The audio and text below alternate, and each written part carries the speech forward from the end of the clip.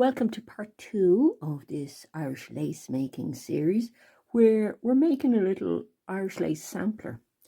And we're going to make a 2-panel sampler and try out different Irish lace stitches on it. So you're going to do the first stitch today. It's all very exciting. This is a Brussels point stitch we're going to do.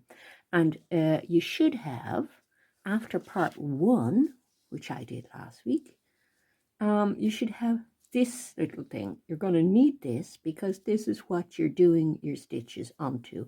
And I was telling you that forms a kind of support for your stitches. And it's called a cordon, and it's made in a special way with 2 pieces of cotton and then stitches done in a very particular way on the top. So if you haven't seen part 1, go back and watch part 1. Make this little thing, then come back and you'll be ready to start your Brussels point stitch on this side today. So on the finished pieces on the left, I have some examples of Brussels point. And this is Brussels point stitch on this left panel of this one. It's also in here on a slightly smaller scale in the middle panel. And down on the bottom, it's on part of the bottom of the panel. It has little things on it. You'll be learning how to do those as well. I've heard those called pops, which is, I don't know why they're called that, but they're little things you can put on top of your pattern, and they're a lace stitch as well. But the basic Brussels point stitch is what we're doing today, and that's this one. So I'm going to show you a simple diagram that I think will help to see it very clearly how it's made. It can be hard to see those stitches clearly. So this is basically how a Brussels point is made, like that. And then the other way, you've got loops going. So you've got loops that you're sewing across to the right and loops you're sewing across to the left, and they're joined to the edges. So they're not even tied, they're just, it's all twisting things, and the tying of things happens on the side, on your cordon, your support. So you ready? So you're threaded up with this kind of thread, a cotton Madeira, size 30 this is, and I have a smallish needle that has a nice small head that's not too wide, it's not gonna get caught up in the work, and not too long a thread, because if it's a kind of a twisty thing to make the stitch, we don't want that thread twisting as we go along. And it doesn't matter if you run out of thread in the middle, because this work can be finished off at the side, even in the middle, and then carry on with a new piece of thread. Your thread won't have a knot in it when we start, but we are going to make a knot for the first stitch. So let's have a look at that first stitch. And I have these little tiny couch stitches across the cordon holding it down, and I'm going to go in just under one of them from the side. Okay, I'm going to turn the work upside down to do this because it's easier to get at when you do that. So I'm staying on the front of the work, but I'm just putting the needle under the side of the couching and coming through that way, nearly to the end.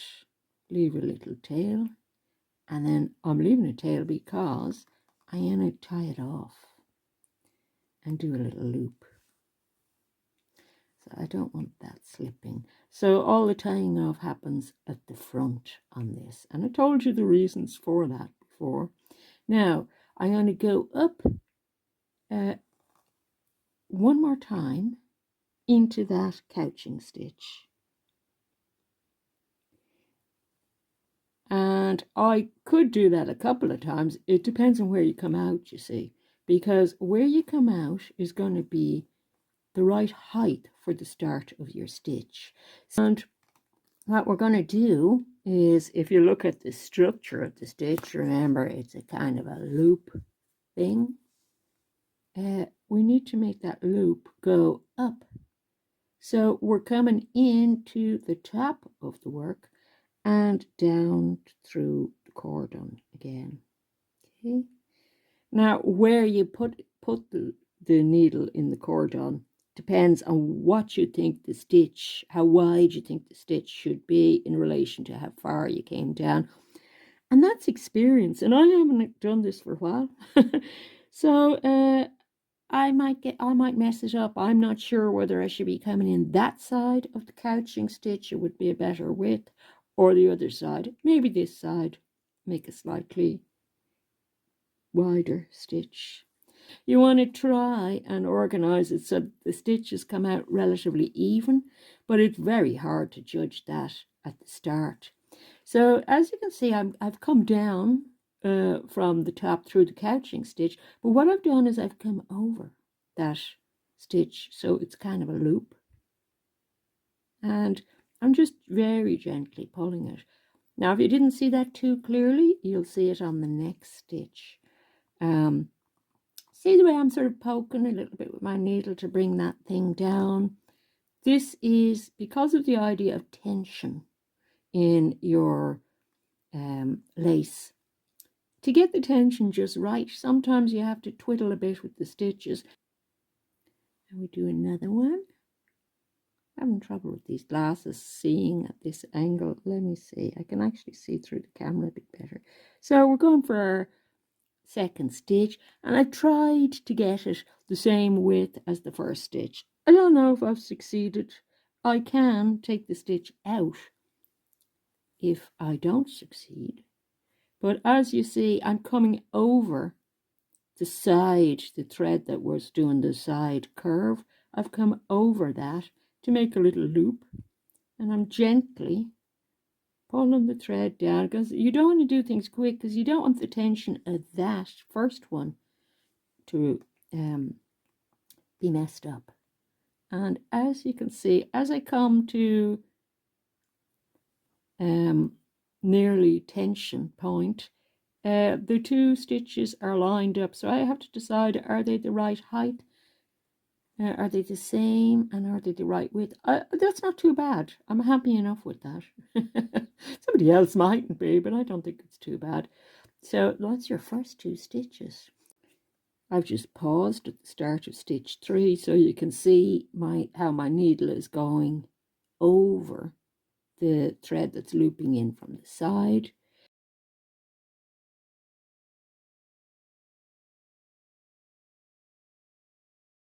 Holding it a little bit flat, supporting the work underneath with your hand like that, I find quite useful. So all these stitches have a curve in them, haven't they? And this one doesn't go quite over to the edge, but nearly, well, it does really. If it was further over this way, I could do a kind of half a curve across. That's okay. It's okay to do sort of, one loop that wide, but then start a half a loop and go into the edge. So what I'm doing here, I just decide if it's the right height. To finish this row is coming in at the edge again from the outside, like I did the other side. I came in that way from the outside in. I'm doing the same, and I'm doing a little loop here that's going to create a little kind of a knot before I go down. It just holds it a little bit, sort of securely, and that knot should be at the height of the row. Sometimes if you get the height wrong, say it's too low, you can shove it up a little bit with your needle before moving down a row, but I have it okay. So I'm going to move down with one or possibly two, depending on where I end up. More, I'm not putting a knot in this one, but just a stitch through the side. So I'm ready to start row 2 now. I'm going from right to left this time instead of left to right. Because I'm moving to the left this time, I have the thread under the needle pointing that way. But not only is that little bit of thread going to the left, that bit of thread in the needle, I'm going to keep on the left as well to make my loop. The way you're holding things might feel little bit awkward at first, but you'll develop your way of holding them. Some people do this work upside down, like that way around, and pull the thread upwards and find that easier. I don't usually for this stitch because I like to see it visually the right way up. So again, I'm just going through the stitch, and you're not going near the cloth or anything, you're just going into the stitch. But I'm making sure all my thread is on the left to make this loop. And taking it nice and slow, because you can get, you know, a bit of thread caught in a finger or something. And it's so delicate, the work, that you see the way there's a thread from the side getting caught there. Don't know how that happened. And just kind of holding the stitch as I approach the point of tension to see if I've got a height I like. And I think actually I could make that stitch very slightly smaller. I'm also making sure the loop is in the middle. If it wasn't, I could gently push with the needle. And I'm going to keep going until I get to the side. So I have the thread. I'm going to fasten the thread to the side before I work back to the right. So I'm holding the thread across the side sort of bar, and I'll just tilt the work a bit because I want to get a little knot into this. Some people just wrap this side bit and feel happy enough wrapping it, but I like to get a little knot in it.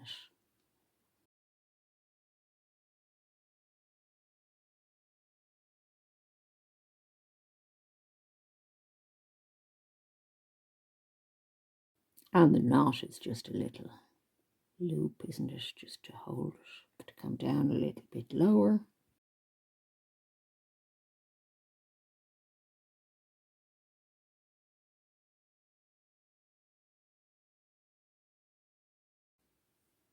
To start again. Now you see what can happen. This look here can be kind of concerning when you're working down, but if your work kind of has this little slightly curled look, don't worry about it too much, because when you get down to the bottom, you're going to be sewing the last row with a whip stitch to the bottom, and it tends to pull these down a bit to sort out the length of them. So hopefully they're not too curled, but a little bit of curling like that, I don't mind too much. I've noticed in the past that that does tend to sort itself out slightly. So don't panic. And we're doing the same thing, and you know how to do the going to the right, don't you? We're going into the stitch. I'm ignoring this stitch because it's less than half a stitch, and I'm going down and over the loop.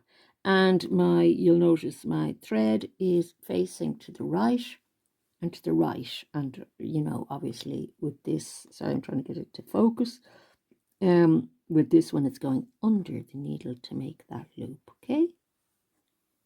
And just gently pulling on it, row 3.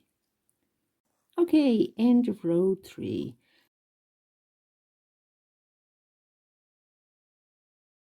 So on some pieces, you will notice some of the other pieces that I did. You'll notice that I've actually stopped doing a stitch after a few lines and moved to another stitch. We're not going to get that fancy on this one, because my thinking on it is that as a beginner, what you need practice at with the Brussels point stitch is that you need plenty of practice of coming down through the rows, trying to get your stitch is all the same size. So I wanted to keep a whole panel for that, and we can decorate that panel afterwards with those pops. But for the moment, we'll just concentrate on getting plenty of practice on your Brussels point stitch. So we're going to go back the other way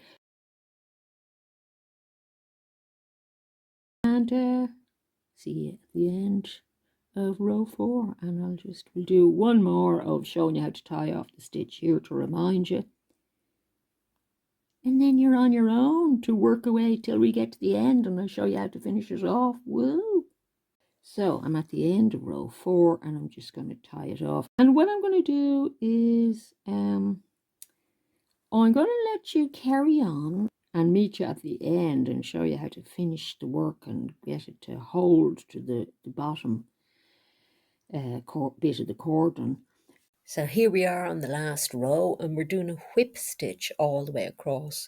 It looks slightly awkward the way I'm doing it because I'm having to go kind of upside downy sideways to work from left to right to get the right angle, but it's easier just to keep the work right side up if you were finishing your last row on the right hand side, which you might be.